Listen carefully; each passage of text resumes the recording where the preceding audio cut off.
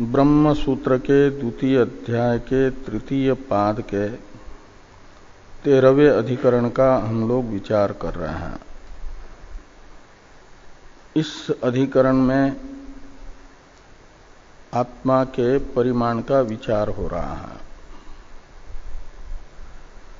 आत्मा के परिमाण के विषय में संशय है कि आत्मा अणुपरिमाण वाला है अथवा व्यापक है। पूर्व पक्षी का मानना है आत्मा में अणुत्व परिमाण है। स्वतः आत्मा अणु ही है, व्यापक नहीं है। और अणु होने से वह शरीर का एक देश जो हृदय है उसी में अवस्थित है। और त्वग इंद्रिय की व्याप्ति से संपूर्ण शरीरवर्ती औष्ण्य और शैत्य का उपलब्धा बन जाता है। इसे समझाने के लिए चंदन दृष्टांत बताया गया।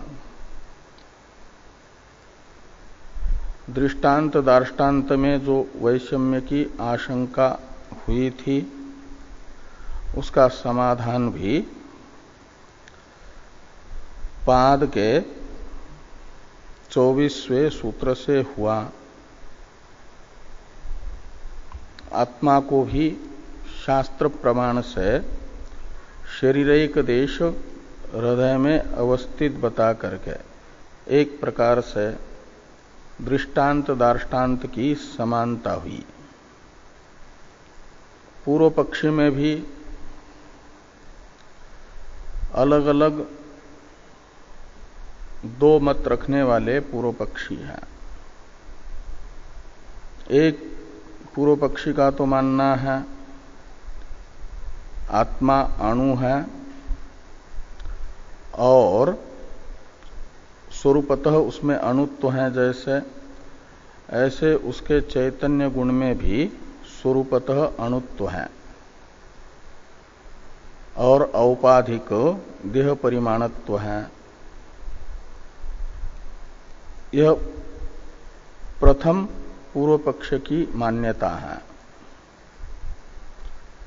आत्मा तथा आत्मा का चैतन्य गुण स्वतः ही अणुत्व परिमाण वाले हैं, अणु हैं और त्वग इंद्रिय की व्याप्ति से संपूर्ण देहवर्ती औष्ण्य और शैत्य का उपलब्ध आत्मा बन जाता है। यह पक्ष जो प्रथम था पूर्व पक्ष, उसके लिए दृष्टांत पूर्व पक्षी ने बताया चंदन बिंदु का। अन्य पूर्व पक्षी हैं, द्वितीय पूर्व पक्षी आत्मा को तो स्वतः अणु तथा हृदय रूपी शरीर एक देश में ही अवस्थित मानते हैं। इतने अंश में तो दोनों की समानता है, लेकिन आत्मा के चैतन्य गुण को व्यापक मानते हैं स्वभावतः। आत्मा का चैतन्य गुण स्वभावतः व्यापक है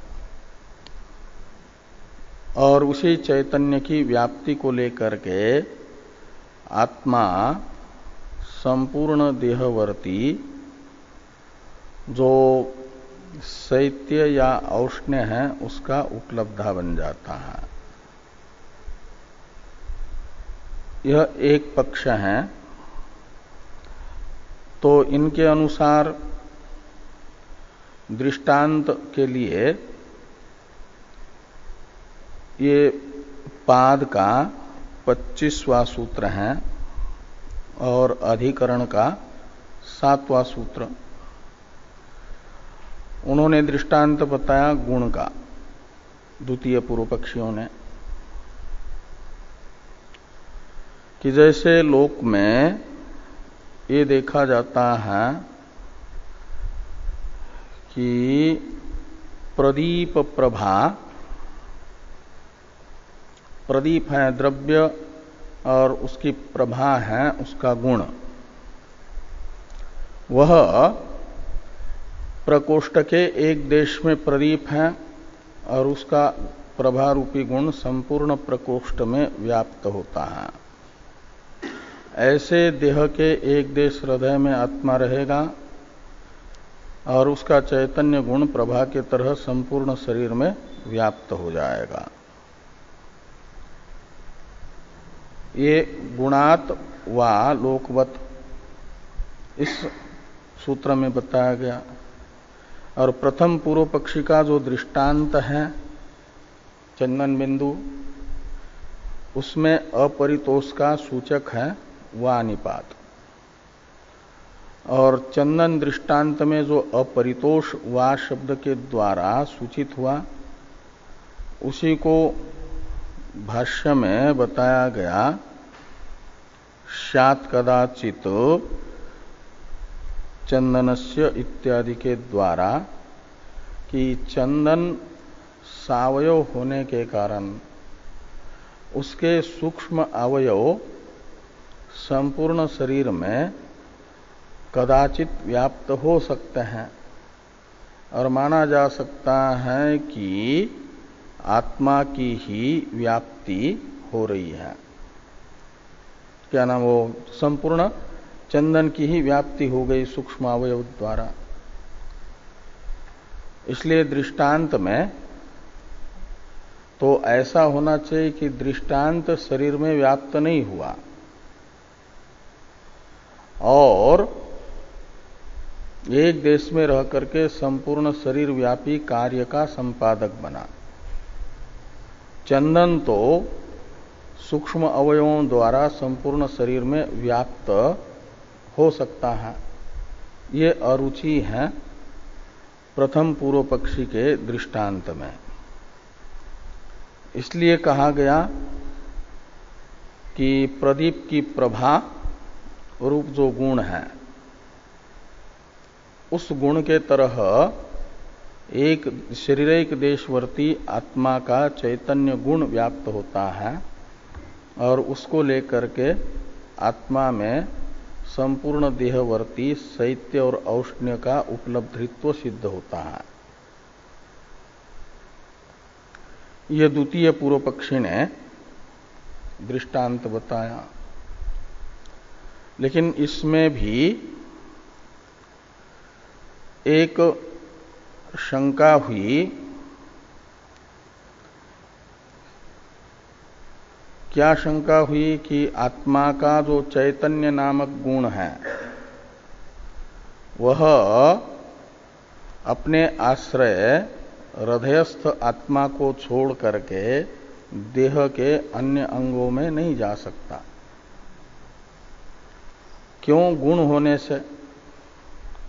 लोक में देखा जाता है कि वस्त्र का गुण जो रूप है, शुक्ल रूप समझ लो, वह अपने आश्रयभूत शुक्ल वस्त्र को छोड़ करके किसी अन्य स्थान पर नहीं जाता जहां आश्रय नहीं है। वस्त्र जहां नहीं है वहां पर वस्त्र का शुक्ल रूपात्मक गुण नहीं जाता है। ऐसे शरीर के जिन अंगों में आत्मा नहीं है अवस्थित, उन अंगों में आत्मा का चैतन्य गुण भी नहीं जाएगा। क्योंकि गुणत्व होने से यत्र गुणत्वम तत्र आश्रय द्रव्य असंश्लिष्टत्वम यथा पट रूपम, एक व्याप्ति है एक प्रकार से। इस व्याप्ति के आधार पर यह बताया गया कि आत्मा का चैतन्य गुण भी आत्मा को छोड़ करके अन्यत्र नहीं जाएगा। यदि कहे कि जैसे प्रदीप का गुण प्रभा प्रदीप देश को छोड़ करके भी अन्य देश में व्याप्त है प्रकोष्ठ के, ऐसे आत्मा का चैतन्य गुण व्याप्त हो जाएगा। इस शंका का भी निराकरण करते हुए ये कहा गया कि प्रदीप की प्रभा तो गुण ही नहीं है, वह तो द्रव्य ही है तेज नाम का। घनीभूत अवयवों का नाम है प्रदीप और शिथिल अवयवों का नाम है प्रभा। फैले हुए अवयव तेज के हो तो प्रभा कहलाता है तेज, और घनीभूत अवयव की जो अवस्था है तेज के वो प्रदीप कहलाता है। इसलिए तेज नामक द्रव्य ही वो प्रभा है, न कि गुण। गुण का उदाहरण बताना पड़ेगा, जो अपने आश्रयभूत द्रव्य को छोड़ करके अन्यत्र रह रहा हो, ऐसा कोई उदाहरण न होने से ये नहीं कहा जा सकता। शंका करने वाले का अभिप्राय है कि आत्मा को छोड़ करके शरीर के संपूर्ण अंगों में आत्मा का चैतन्य गुण व्याप्त होता है। ये जो कहा जा रहा है यह कहना नहीं बनेगा। इस प्रकार की आशंका पाद के 26वें सूत्र के अवतरण के रूप से कही गई थी। कथम पुनर्गुणो गुणी व्यतिरेकेण अन्यत्र वर्तेत इत्यादि से। इसी का सार बताते हुए टीकाकार ने अत उत्तरम पठति इसके अवतरण में लिखा था कि ज्ञानम न गुणी व्यतिरिक्त देश व्यापी गुणत्वात् रूपवत न च प्रभायाम व्यभिचार तस्यापि द्रव्यत्वात् इति प्राप्ते गंधे व्यभिचारम आह अत उत्तरम इति। तो आत्मा का जो ज्ञान नामक गुण है, ज्ञान का ही दूसरा नाम है चैतन्य, वह गुणी यानी आत्मा, ज्ञान गुण का आश्रय है गुणी कौन आत्मा, और उससे व्यतिरिक्त देश में यानी जहां शरीर के जिन अंगों में आत्मा नहीं है गुणी, वहां पर आत्मा का ज्ञान रूपी गुण व्याप्त नहीं हो सकता। तो गुणी व्यतिरिक्त देश व्यापित्वा भाव ये साध्य है, गुणत्वात् हेतु है, रूपवत दृष्टांत है।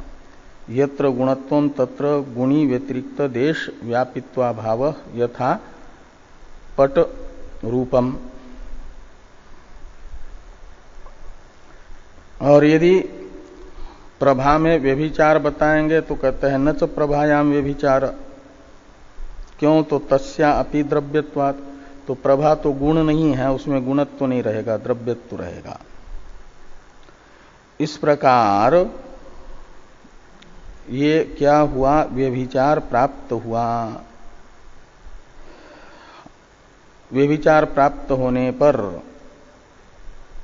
उसका उत्तर बताया जा रहा है। व्यभिचार की शंका का निराकरण करने के लिए कहते उत्तरम पठति। गंध में व्यभिचार दिखा करके, गंध में व्यभिचार दिखाते हैं कौन? द्वितीय पूर्व पक्षी। ये बताते हैं कि गंध नामक एक गुण ऐसा है जो अपने आश्रय पुष्पादि को छोड़ करके भी अन्य देश में चला जाता है। वहां गंध के आश्रयभूत पुष्पादि का तो अभाव है, लेकिन गंध है। तो गंध में गुणत्व रहा, लेकिन आश्रय जो गुणी है पुष्पादि, उससे व्यतिरिक्त देश व्यापित्व भाव नहीं रहा ना, किंतु व्यापित्व ही रहा।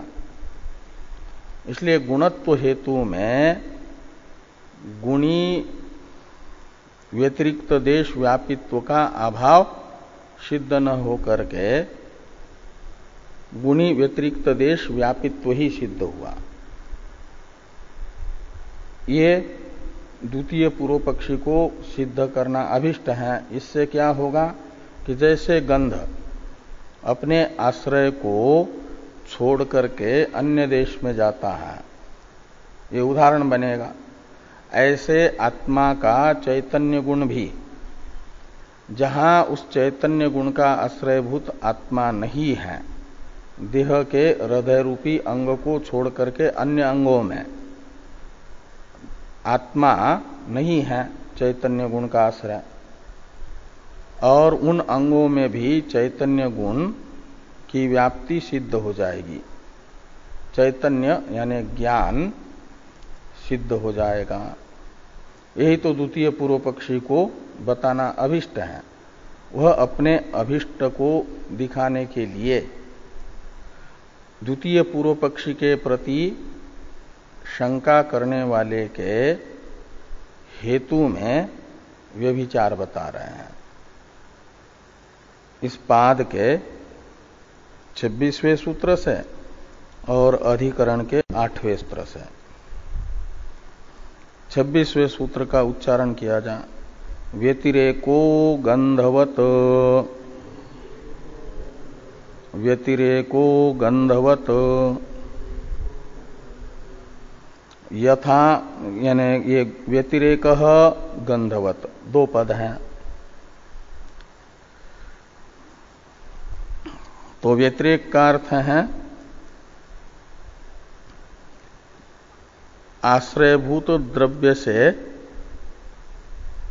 विश्लेष, यानी जहां आश्रयभूत द्रव्य नहीं है वहां पर भी गुण का व्याप्त होना, उसे व्यतिरेक कहा जाता है। व्यतिरेक का दूसरा नाम व्यभिचार भी है। तो कैसे? तो कहते हैं जैसे गंध लोक में देखा जा रहा है कि गंध का आश्रय है पुष्प, और जिस बगीचे में पुष्प खिले हैं उस बगीचे से यदि हवा निकलती है, वायु निकलती है, तो वायु के साथ पुष्प तो नहीं जाते। पुष्प तो अपने पेड़, जिस पेड़ पर खिले हुए हैं उन्हीं पेड़ों पर रहते हैं, लेकिन उस हवा में पुष्पों की सुगंध जाती है, और वह हवा जिधर जा रही है, जहां गई है, वहां विद्यमान जो मनुष्य हैं उन्हें उस हवा में आया हुआ जो पुष्पों का गंध है उसका ज्ञान भी होता है। तो जहां हवा गंध को ले गई है वहां पर गंध का आश्रयभूत पुष्प नहीं है, वो तो है बगीचे में, और गंध कहीं दूर गई वहां से हवा के साथ। तो जहां गंध का आश्रयभूत गुणी जो पुष्प हैं वो नहीं है, वहां पर भी गंध रूप गुण रह रहा है, उसमें गंधत्व है, और आश्रय देश से अतिरिक्त देश व्यापित्व भी है। इसलिए ये व्यतिरेक है, गंध में व्यभिचार है। किसका? यत्र गुणत्वम तत्र गुणी व्यतिरिक्त देश व्यापित्वा भाव।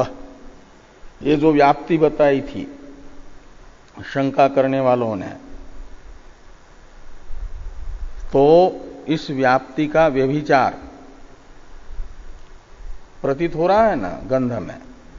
कैसे प्रतीत हो रहा है कि गंध वायु के साथ जहां गया है वहां पर गंध का आश्रयभूत द्रव्य नहीं है। हाँ, तो आश्रय के बिना जिस देश में आश्रय नहीं है वहां पर व्याप्ति हुई गंध की, गुण की, उसके लिए गंध उदाहरण हो जाएगा। ऐसे शरीर के हृदय रूपी एक अंग में, देश में आत्मा रूपी आश्रय रहेगा, जैसे बगीचे में पुष्प है, ऐसे शरीर का एक देश जो हृदय है उसमें है आत्मा, और उसका जो गंध स्थानीय चैतन्य नामक गुण है वह जहां आत्मा नहीं है, हाथ पांव आदि में, शरीर के अन्य अंगों में, हृदय को छोड़ करके आत्मा नहीं है, लेकिन वहां पर भी चैतन्य गुण चला जाएगा। जैसे गंध पुष्पों से अन्यत्र चला गया वायु के साथ, इस प्रकार आत्मा स्वतः अणु और शरीरिक देशवर्ती होने पर भी उसका चैतन्य गुण जो है संपूर्ण शरीर में व्याप्त हो सकता है। ये बताने के लिए ये सूत्र हैं व्यतिरेको गंधवत। इसका अर्थ देखिए भाष्य में, यथा गुणस्यापि सतो गंधस्य गंधवत द्रव्य व्यतिरेकेन वृत्तिर्भवति। तो जैसे गंध जो है गुण होता हुआ भी गंधवत द्रव्य है उसका आश्रय पुष्पादि, और उससे व्यतिरेकेन का मतलब जहां पुष्पादि नहीं है वहां पर भी, पुष्पादि का अभाव है जहां, वहां पर भी गंध की वृत्ति यानी स्थिति अवस्थान भवति होता है। तो आश्रय के बिना भी गुण रहता है। इसका ये उदाहरण हुआ गंध। इसी को स्पष्ट करते हुए कहा जा रहा है कि अप्राप्तेषु अपि कुसुमादिषु गंधवत्सु कुसुम गंधोपलब्धे। कहते हैं कि कई बार ऐसा देखा जाता है कि जहां पर गंध के आश्रयभूत पुष्पादि नहीं पहुंचे हैं वहां पर भी पुष्पादि के पास से निकली हुई हवा के साथ गंध चला जाता है और गंध की उपलब्धि हो जाती है, पुष्पादि के गंध की, पुष्पादि न होने पर भी। ये जो उपलब्धि हो रही है, अनुभूति हो रही है, यह अनुभूति बता रही है कि गुणी के अभाव देश में भी रहता है, जहां गुणी नहीं है वहां पर भी गुण जा सकता है। ये तो दृष्टांत हुआ।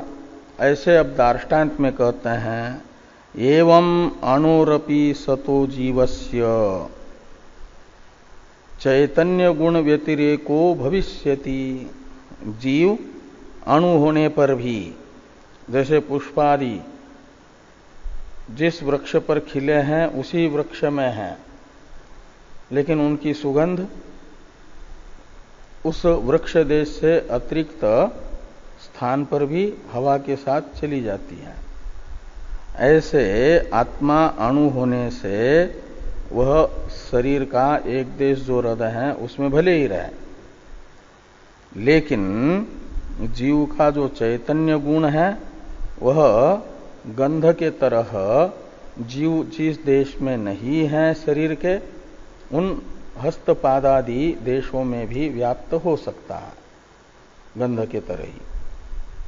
ये यहां पर कहा एवं अणुरपि सतो जीवस्य चैतन्य गुण व्यतिरेको भविष्यति। गुण का अपने आश्रय के साथ व्यतिरेक का अर्थ होता है विश्लेष। इसी को कह रहे हैं टीका में टीकाकार कि गुणस्य द्रव्य व्यतिरेक यानी आश्रय विश्लेष। गुण का द्रव्य के साथ व्यतिरेक का अर्थ निकलेगा गुण का आश्रयभूत जो द्रव्य उसके साथ विश्लेष। विश्लेष का मतलब अलग होना, विभाग। गुणी से गुण का अलग होना।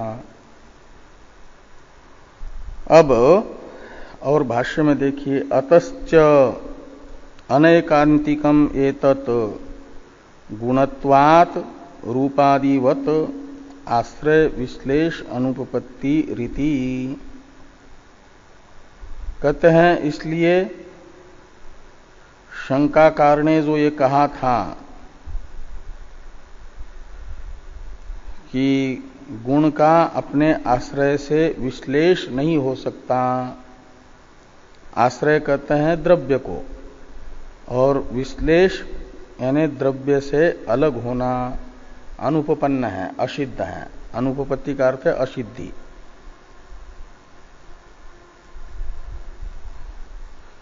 आत्मा रूपी आश्रय से चैतन्य रूप गुण का विश्लेष असिद्ध है। चैतन्य के विश्लेष की सिद्धि नहीं हो पाएगी। विश्लेष की मतलब आत्मा को छोड़ करके रहने की। जहां आत्मा नहीं है वहां पर चैतन्य का पहुंचना, रहना, ये नहीं हो पाएगा। कैसे? कहते गुण होने से, रूपादि के तरह। इस अनुमान से जो आत्मा के चैतन्य गुण के विश्लेषा भाव को, व्याप्त्या भाव को बताना चाहते थे शंका करने वाले, उनके गुणत्व हेतु में अनेकांतिकत्व सिद्ध हुआ। उनका गुणत्व हेतु जो है अनेकांतिक है। एकांतिक कहते हैं अव्यभिचारी को, अनेकांतिक का अर्थ होता है व्यभिचारी। व्यभिचार नामक दोष से युक्त है, अनेकांतिक है का मतलब। तो अतश्च अनेकांतिकम एतत् गुणत्वात् रूपादिवत आश्रय विश्लेष अनुपपत्ति इति। आगे है गुणस्यैव सतो इत्यादि भाष्य वाक्य को देखिए कि गुणस्यैव सतो गंधस्य आश्रय विश्लेष दर्शनात्। क्यों व्यभिचारी हेतु माना जाएगा गुणत्व को? कहते इसलिए कि गंध में गुणत्व है, लेकिन उसका आश्रय विश्लेष देखा जा रहा है। यानी जहां पर गंध का आश्रयभूत पुष्पादि नहीं है, वहां पर भी गंध का अस्तित्व देखा जा रहा है, अनुभव में आ रहा है। इसलिए गुणत्व हेतु व्यभिचारी है। किसका?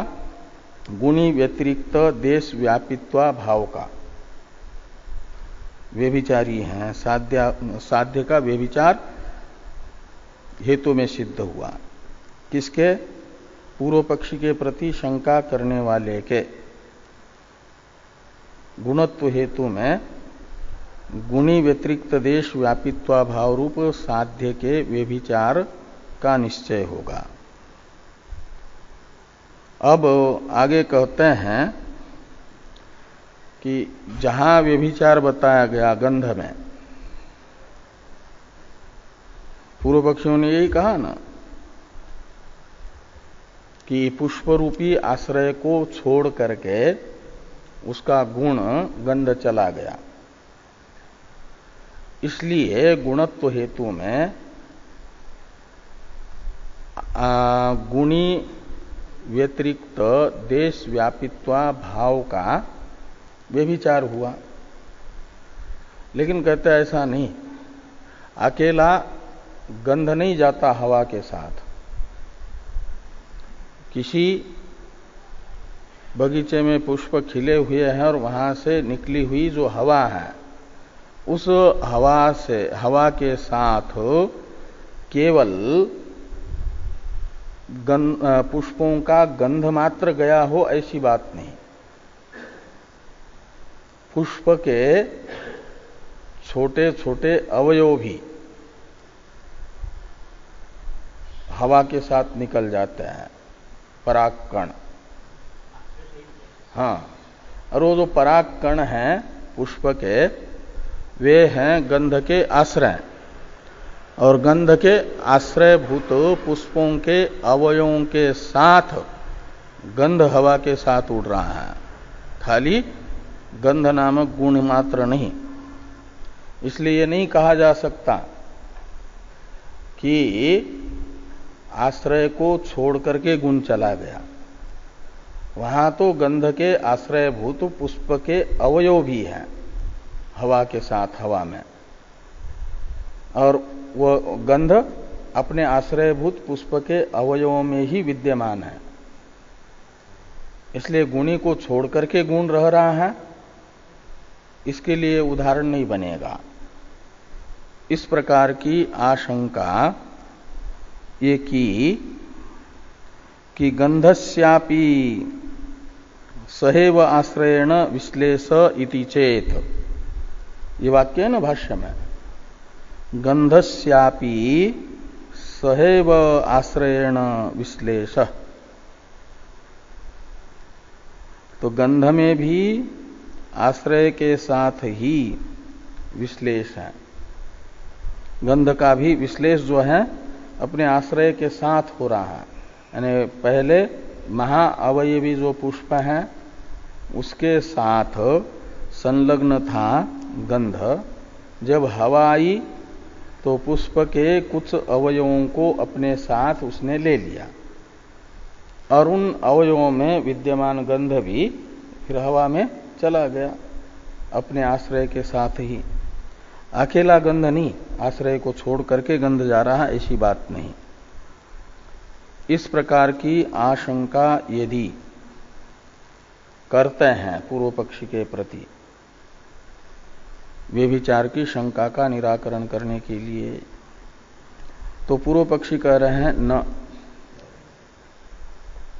जो गुणत्व में व्यभिचार दिखाना चाहते हैं, आश्रय विश्लेष बताना चाहते हैं, वे समाधान कर रहे हैं इस शंका का कि न, यानी हवा में आश्रय के साथ गंध गया हो ऐसी बात नहीं है, ये न का अर्थ निकलेगा।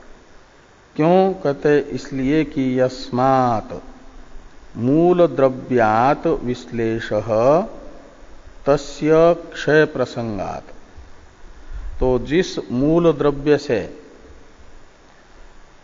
विश्लेष हो रहा है, ये मानेंगे कि गंध का साश्रय विश्लेष हुआ, अकेले गंध की हवा के साथ गति नहीं हो रही है, पुष्प से उत्क्रांति नहीं हो रही है, लेकिन पुष्प के अवयवों के साथ गंध जा रहा है।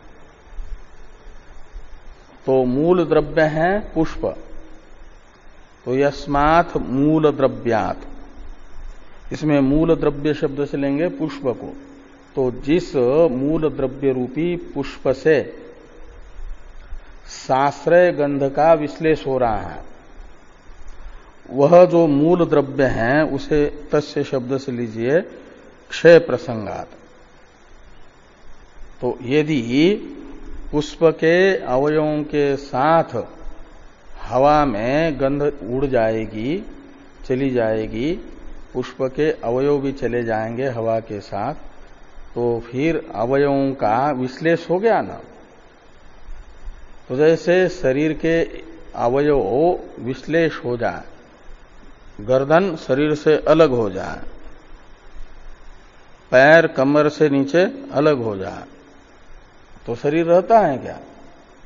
तो शरीर का नाश होता है कि नहीं? ऐसे पुष्प के अवयव, अंगभूत अवयव यदि हवा के साथ चले जाएंगे तो फिर पुष्प का नाश होगा कि नहीं? वहां से तो हवा निकलती ही रहती है, और प्रत्येक बार जो है हवा के साथ पुष्प के कुछ कुछ अवयव निकलते जाएंगे तो पुष्प का नाश होने का प्रसंग आएगा।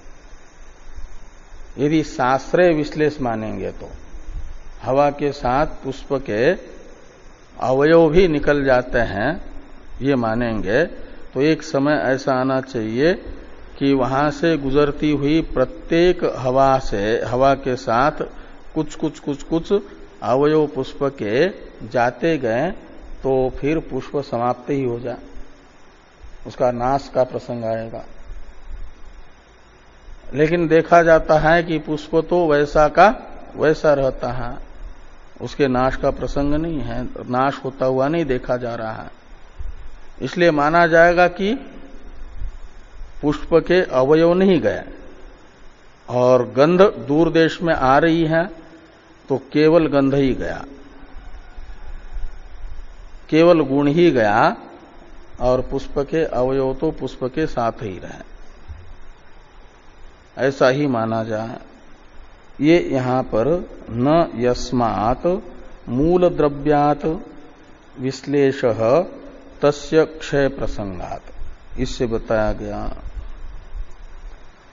अब अक्षीयमाणम अपि तत्पूर्वावस्था तो गम्यते, इसकी अवतरण टीका है। ननु विश्लिष्ट अवयवानाम अल्पत्वात् द्रव्यक्षयो न भाति इत्यत आह अक्षीयमाणम अपि इति। तो विश्लिष्ट अवयवानाम अल्पत्वात्, विश्लिष्ट अवयव जो हैं यानी गंध तो निकलती हैं अपने आश्रयभूत पुष्प के अवयवों को लेकर के ही हवा के साथ, ऐसा मानने वालों की ये शंका है कि बगीचे से हवा के गुजरते समय हवा के साथ गंध के आश्रयभूत पुष्प के जो अवयव निकले हैं वे बहुत अल्प निकले हैं, थोड़े से निकले हैं। जैसे कहीं एक पैर वाला एक लंबा सा कीड़ा होता है ना, क्या कहा जाता है, गिजई कहते हैं उसको, ऐसे कुछ कहते हैं, गिजई ऐसे कुछ, उसके कई एक पैर होते हैं, कहीं तो इतने इतने लंबे होते हैं, उसके बहुत से पैर होते हैं। जब चलता है तो रेलवे के तरह ऐसा चलता है? हाँ, तो जो बोलते हैं प्राय देहात में गांव में निकलता है, खेतों में भी होता है, इन दिनों में बारिश के दिनों में तो ज्यादा ही होता है। हाँ, तो उसके कई एक पैर होते हैं, उसमें से दो चार पैर यदि उसके हट भी जाए, कट भी जाए, निकल या कोई निकाल दे तो उसके गति में कोई अंतर नहीं पड़ता। बहुत से पैर होने से वो अपना चलता रहता है। दो चार पैर उसके टूट जाए तो कुछ फर्क नहीं पड़ता।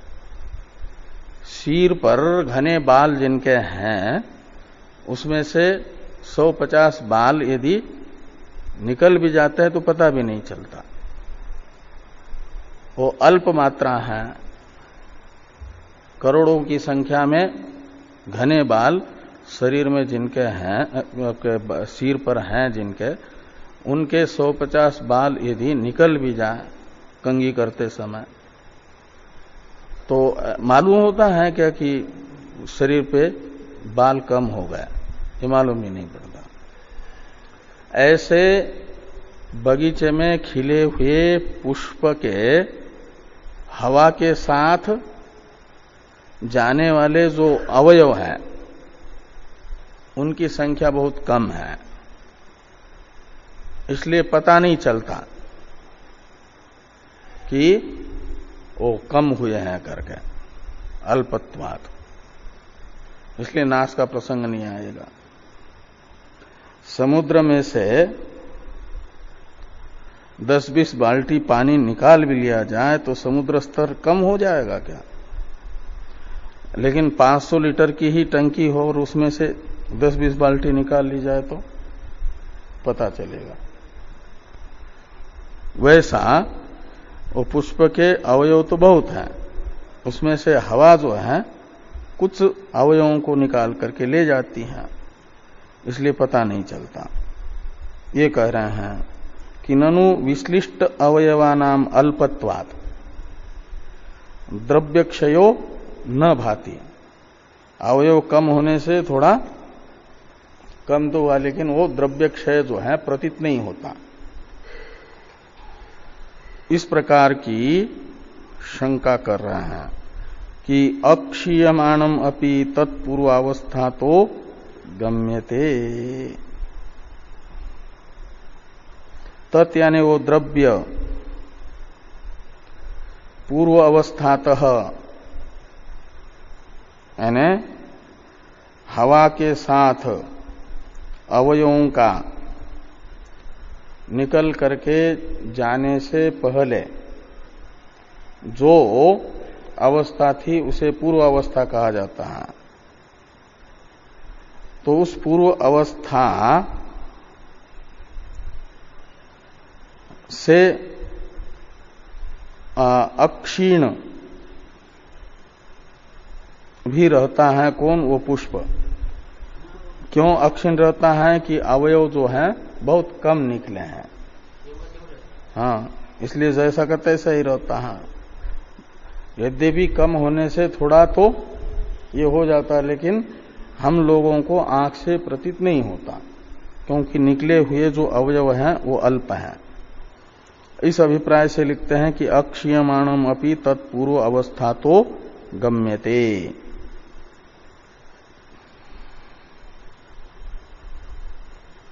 अन्यथा तत्पूर्व अवस्थैर गुरुत्वादि भीर हीयेत।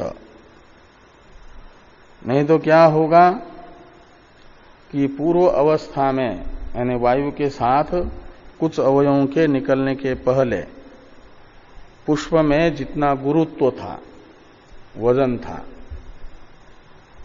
उस वजन से कुछ तो न्यून वजन प्रतीत होना चाहिए, लेकिन वो सब नहीं होता, क्योंकि निकलने वाले की संख्या बहुत कम है अवयवों की। जैसे पानी 1000 लीटर भी उठा लिया जाए समुद्र से तो कुछ जल स्तर कम होता हुआ दिखेगा क्या? नहीं दिखेगा। वैसी बात है। इसलिए नहीं कहा जा सकता कि केवल गुण जाता है गुणी को छोड़ करके। ये एक प्रकार से कहा जा रहा है। जो कहा जा रहा था उसका ये समाधान किया पूर्व पक्षियों ने कि यदि अवयव निकलेंगे तो ये देखिए, थोड़ा अर्थ देखिए इस वाक्य का कि अपि अवधारणे पूर्व अवस्था लिंगेन अक्षीयमाणम एव तद्द्रव्यम अनुमीयते इत्यर्थ। ये अक्षीयमाणम अपि तत्पूर्व अवस्था तो गम्यते, ये उस शंका का समाधान है। ननु इत्यादि से टीका में जो शंका थी ना, उसका ये समाधान किया पूर्व पक्षियों ने कि यदि अवयव निकलेंगे तो पुष्प का नाश होता हुआ दिखना चाहिए, लेकिन नाश होता हुआ नहीं दिखता है। पूर्व अवस्था जैसी थी ऐसी ही, हवा आने से पहले बगीचे में जैसे पुष्प थे ऐसे ही पुष्प प्रतीत होते हैं। इसमें अपि अक्षीयमाणम अपि में जो अपि निपात है अवधारणार्थ में है। टीकाकार कहते हैं कि अपि अवधारणे पूर्व अवस्था लिंगेन अक्षीयमाणम एव तद्द्रव्यम अनुमीयते इत्यर्थ। पूर्व अवस्था रूप जो ज्ञापक है उस ज्ञापक से यह अनुमान होता है हेतु से कि पुष्पादि द्रव्य अक्षीयमाण ही रहा, इसलिए यह निकलेगा कि एक अनुमान बताया एक प्रकार से कि विमतम अविश्लिष्टावयवम पूर्व अवस्था तो गुरुत्वादि अपचयहीनत्वात् सम्मतवत इति भावः। तो विमतम यानी पुष्पादि, विमत जो पुष्पादि द्रव्य है वह अश्लिष्ट अवयव ही है। बगीचे से हवा के निकल जाने पर भी बगीचे में खिले हुए पुष्पों से अवयवों का विश्लेष नहीं हुआ, ऐसा ही मानना चाहिए। क्यों कहते? इसलिए कि यदि कुछ अवयव निकल जाएंगे तो जितने अवयव निकले उतने अवयवों के साथ कुछ तो गुरुत्व कम हुआ कि नहीं, वजन, तो फिर गुरुत्वादि से रहित प्रतीत होना चाहिए, अपचय दिखना चाहिए। वह अपचय रहित ही पुष्प रहता है, पूर्व अवस्था में जैसा था वैसा ही प्रतीत होता है। सम्मतवत का मतलब जिन द्रव्य से अवयवों का विश्लेष नहीं हुआ ऐसे अवयवों के तरह ही रहता है, ऐसे द्रव्य के तरह ही प्रतीत होता है। ये अभिप्राय निकला अन्यथा तत्पूर्वावस्थैर गुरुत्वादि भी हियेत इत्यादि वाक्य का। अब स्याद एतत् इत्यादि से फिर पूर्व पक्षी के प्रति शंका की जा रही है। इसको देखिए कि स्याद एतत् गंधाश्रयानाम विश्लिष्टानाम अवयवानाम अल्पत्वात् सन अपि विशेषो न उपलक्ष्यते। सूक्ष्मा ही गंध परमाणवः सर्वतो विप्रसृप्ता गंध बुद्धिम उत्पादयन्ति नासिकापुटम अनुप्रविशंत इति चेत। यहां तक वो शंका है स्यादे तत्स। कहते हैं ऐसा माना जाएगा कि हवा के साथ तो वो गंध के आश्रयभूत परमाणु पुष्प के निकल गए अवयव, गंधाश्रयानाम विश्लिष्टानाम अवयवानाम, लेकिन उनकी संख्या बहुत कम है। संख्या बहुत कम होने के कारण कहते हैं विशेषो न उपलक्ष्यते। वो विशेष क्या है? तो विशेष बताया जा रहा है अवयवों का विश्लेष और अवयवों का प्रवेश। विश्लेष ये उपलक्षण है प्रवेश का भी। इसे पहले टीका में टीकाकार कहते हैं विश्लिष्टानाम अल्पत्वात् इति उपलक्षणम। विश्लिष्टानाम अल्पत्वात् ये उपलक्षण है किसका? अवयवांतराणाम प्रवेशात इत्यपि द्रष्टव्यम। कहते हैं जितने अवयव निकल जाते हैं उतने नए अवयव उन पुष्पों में आकर के बैठ भी जाते हैं। इसलिए क्या हो जाता है कि जैसा अवयवों के निकलने के पहले पुष्प था वैसा ही रहता है। जितने अवयव निकले उतने दूसरे अवयव उस पुष्प में प्रकट हो जाते हैं नए नए, इसलिए वैसा ही रहता है। तो विश्लिष्टानाम अल्पत्वात् ये उपलक्षण है अवयवांतराणाम प्रवेशात इत्यपि द्रष्टव्य, ऐसा समझना चाहिए। इसलिए विशेष का अर्थ कर रहे हैं विशेषो न उपलभ्यते में विशेष पद है ना, उसका अर्थ है कि अवयवानाम विश्लेष प्रवेश रूपः विशेषः सन अपि न ज्ञायते। तो बगीचे से हवा के निकलते समय पुष्प में होने वाला जो विशेष है उसका स्वरूप है अवयवों का विश्लेष और अवयवों का पुष्प में प्रवेश।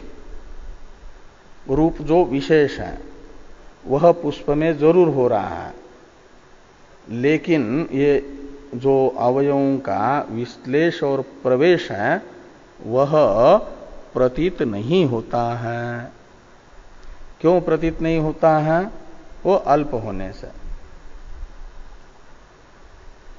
विशेषो न ज्ञायते तथा च गुरुत्व अपचयो न भवति।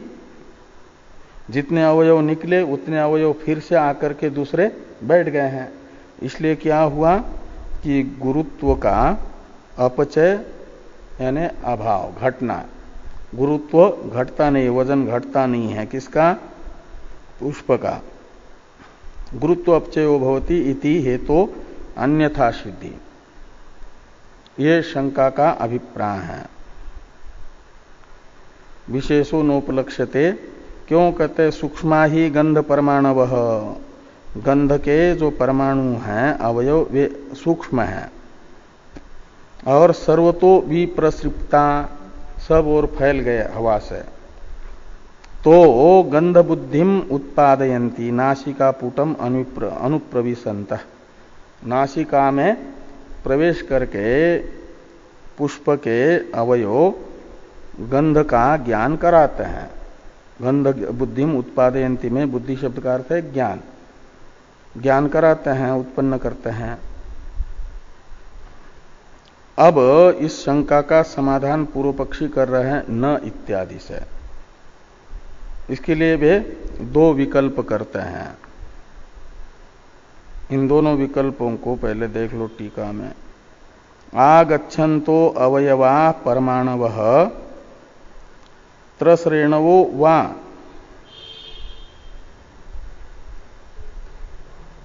पूर्व पक्षी उनके प्रति शंका करने वालों को दो विकल्प करके पूछ रहे हैं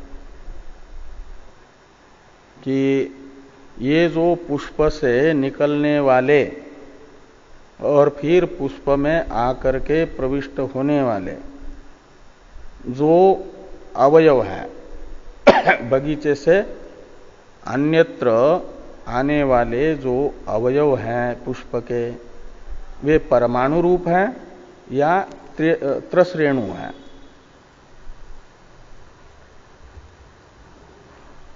तो त्रसरेणु और परमाणु में अंतर होता है। त्रसरेणु कहते हैं वो दो परमाणु का मिलकर के एक द्वेणुक और तीन द्वेणुकों का मिलकर के एक त्रसरेणु बनता है। और त्रसरेणु की तो इंद्रिय से उपलब्धि होती है, इंद्रिय से ज्ञान होता है, और उसमें रहने वाले गुण का भी इंद्रिय से ज्ञान होता है। परमाणु अत्यंत सूक्ष्म होने से अतीन्द्रिय है, इंद्रिय से ग्राह्य नहीं होते परमाणु और द्वेणुक। तो ये पूछ रहे हैं शंका करने वालों के प्रति पूर्व पक्षी कि पुष्प से हवा के साथ निकलने वाले जो पुष्प के अवयव हैं वे परमाणु रूप हैं कि त्रसरेणु रूप हैं? तो यदि पहला पक्ष लेते हैं, परमाणु रूप मानते हैं, तो इसके लिए कह रहे हैं कि नाद्य यानी पुष्प से निकले हुए अवयवों को परमाणु रूप नहीं माना जा सकता। यदि परमाणु रूप मानेंगे तो उन परमाणुओं के गंध की घ्राण इंद्रिय से उपलब्धि यानी प्रत्यक्ष अनुभूति नहीं होनी चाहिए।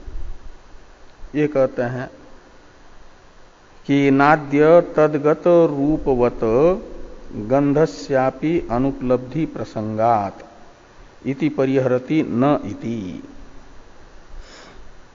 कि पुष्प से निकलने वाले जो पुष्प के अवयव हैं वे परमाणु रूप हैं ऐसा मानने पर, तो जैसे हवा में पुष्प के परमाणु हैं अवयव, तो पुष्प का जो रूप है वो उसके अवयवभूत परमाणुओं में भी रहेगा जो हवा में मिले हुए हैं। तो पुष्प का रूप जैसे दिखता है कि नहीं आंख से, ऐसे फिर वो हवा में विद्यमान जो पुष्प के अवयवभूत परमाणु हैं उनका रूप भी दिखना चाहिए। लेकिन वो क्यों नहीं दिखता? तो कहते हो कि वो अतीन्द्रिय हैं, इसलिए आंख से परमाणुओं का रूप नहीं दिखेगा। तो जैसे रूप नहीं दिखेगा तो फिर घ्राण से गंध का भी ग्रहण न होने की आपत्ति आएगी। लेकिन गंध का तो अनुभव हो रहा है ना, इसलिए उसे गंध से अन्य देश में पुष्प का जो गंध अनुभव हो रहा है तो वहां पर गंध के आश्रयभूत जो अवयव है पुष्प के उन्हें परमाणु रूप नहीं कह सकते। ये यहां पर कह रहे हैं कि न, क्यों तो कहते अतीन्द्रियत्वात् परमाणु नाम, जो परमाणु रूप जो अवयव है वे अतीन्द्रिय होने से तदगत गंध का घ्राण इंद्रिय से ज्ञान नहीं हो पाएगा। ये अभिप्राय है न शब्द का। और द्वितीय का निषेध करते हैं स्फुट गंधोपलब्धेश्च नाग केसरादिषु इत्यादि का अवतरण है टीका में कि द्वितीयम प्रत्याह स्फुटेति। तो द्वितीय हुआ त्रेणुक रूप है वो अवयव, हवा के साथ पुष्प के जो अवयव निकले हैं और आए हैं घ्राता के पास में, वे परमाणु नहीं अपितु त्रेणुक है, ऐसा मानते हैं यदि, तो कहते हैं फिर स्फुट गंधोपलब्धेश्च ना, यानी ये लगाना कि न द्वितीय, द्वितीय भी यानी त्रेणुक रूप भी उन्हें नहीं मान सकते। क्यों नहीं मान सकते? इसलिए कि स्फुट गंधोपलब्ध है,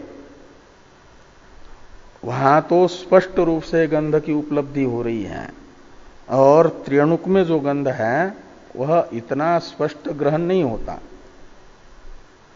जितना स्पष्ट गंध ग्रहण वो हवा में पुष्प का आया हुआ गृहीत हो रहा है। वो कहां पर होता है? तो महाअवयवी में। जैसे केसर है, त्रेणुक, कई त्रेणुक मिलकर के बना हुआ जो केसर है, और कस्तूरी है, इन सब में जो है गंध का महाअवयवी में, अनेक त्रेणुक मिलकर के बना हुआ जो महाअवयवी, उसमें जैसा स्पष्ट ग्रहण होता है, ऐसा स्पष्ट ग्रहण हवा में आए हुए गंध का हो रहा है, और त्रेणुक का गंध इतना स्पष्ट गृहीत नहीं हो पाता। इसलिए कहते हैं त्रसरेणु गंधश्चेत स्फुटो न स्यात् इत्यर्थ। यदि वह त्रस रेणु का गंध गृहीत हो रहा है तो इतना स्पष्ट ग्रहण नहीं होना चाहिए, गंध का ज्ञान नहीं होना चाहिए, क्योंकि इस त्रेणुक का इतना स्पष्ट ज्ञान नहीं होता। अतो गंधस्य पुष्पादिस्थस्यैव गुण व्यतिरेको वाच्य इति भावः। इसलिए अभिप्राय ये निकलता है कि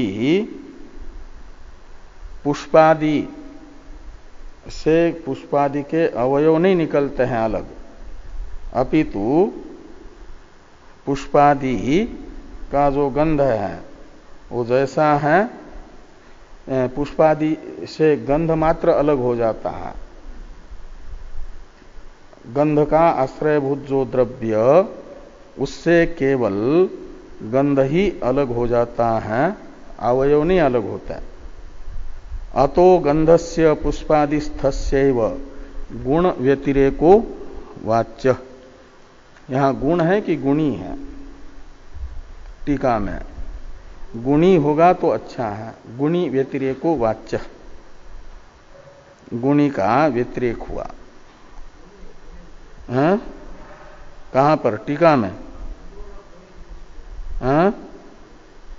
अतो गंधस्य पुष्पाधिस्थस्यैव गुणी व्यतिरेको वाच्य, गुणी का व्यतिरेक समझना चाहिए, ये कहते हैं। गुणी गुणी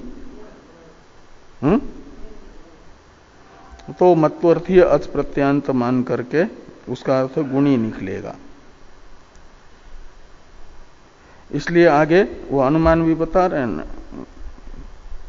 अब वो थोड़ा टीका में है, इसको इतना देख करके फिर बाकी कल देखते हैं। न चलो के प्रतितिर गंधवत द्रव्यम आघ्रातम इति गंध एव आघ्रात इति तु लौकिका प्रतीयंती।